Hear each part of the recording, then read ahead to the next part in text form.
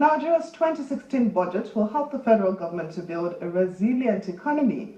These are the words of the Minister of Finance, Mrs. Adeosun, on the sidelines of the World Economic Forum in Davos, Switzerland. In an interview with Channels Television, Mrs. Adeosun told our business editor, Adeosun, that the country's past borrowings were not well utilized. She said Nigeria has no other choice than to borrow for capital investment through its medium-term expenditure framework.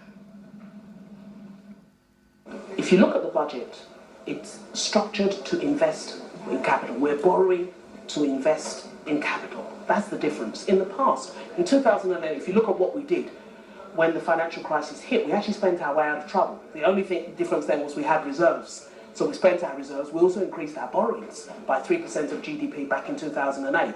But if you actually look at what we spent on, we did not spend on the things that built resilience in the economy. And that's why we find ourselves back where we really don't want to be. That's the truth. When there's oil, and you know oil is non-renewable, every barrel we pump up, that's it. It's not coming up again.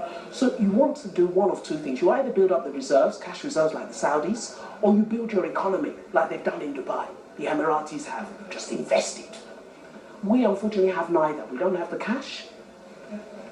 We also don't have the infrastructure to drive our economy. So I think what the oil price or what the current situation has done is giving us a unique opportunity to do the right thing. To do at $31 a barrel what we failed to do when it was 114. We have no choice. We have to do it now. We have to do the right thing. We're taking a lot of pain. People are taking pain. There's a lot of belt tightening in families, in households. Equally, there's belt tightening happening at government level to make sure that this money that we borrow goes to capital, stimulates the economy and gets things moving again.